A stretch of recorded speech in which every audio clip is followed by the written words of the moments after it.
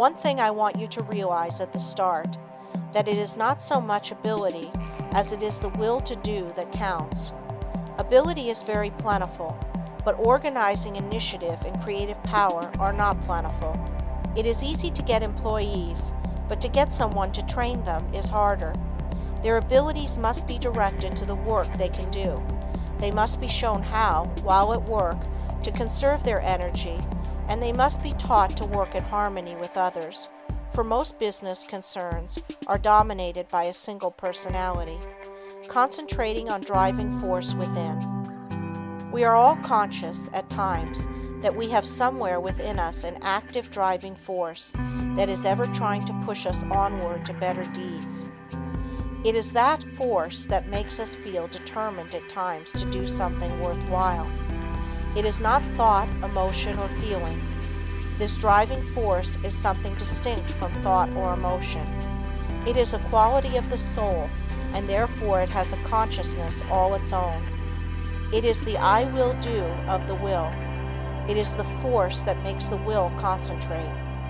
Many have felt this force working within them, driving them on to accomplish their tasks. All great men and women become conscious that this supreme and powerful force is their ally in carrying out great resolutions.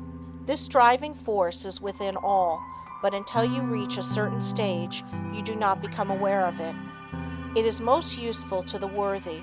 It springs up naturally without any thought of training. It comes unprovoked and leaves unnoticed.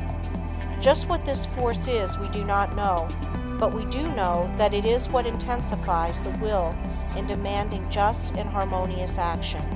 The ordinary human being, merely as merchandise, if he could be sold as a slave, would be worth $10,000. If somebody gave you a $5,000 automobile, you would take very good care of it. You wouldn't put sand in the carburetor, or mix water with the gasoline, or drive it furiously over rough roads, or leave it out to freeze at night.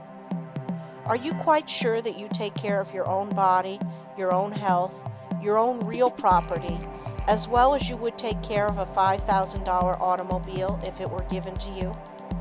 The man who mixes whiskey with his blood is more foolish than a man would be if he mixed water with gasoline in his car. You can get another car, you cannot get another body. The man who misses sleep, lives irregularly, bolts his food so that his blood supply is imperfect.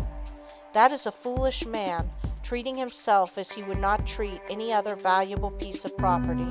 Do you try to talk with men and women who know more than you do, and do you listen rather than try to tell them what you know? There are 100,000 men of 50 and men of 60 running along in the old rut, any one of whom could get out of it and be counted among the successful men if only the spark could be found to explode the energy within them now going to waste. Each man must study and solve his own problem. Lesson 20.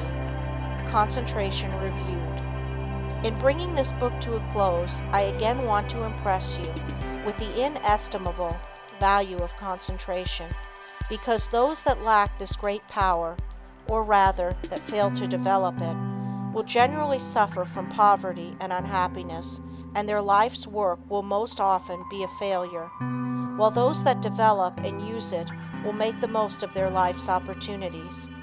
I have tried to make these lessons practical, and I am sure that many will find them so. Of course, the mere reading of them will not do you a great deal of good, but if the exercises are practiced and worked out and applied to your own individual case, you should be able to acquire the habit of concentration in such measure as to greatly improve your work and increase your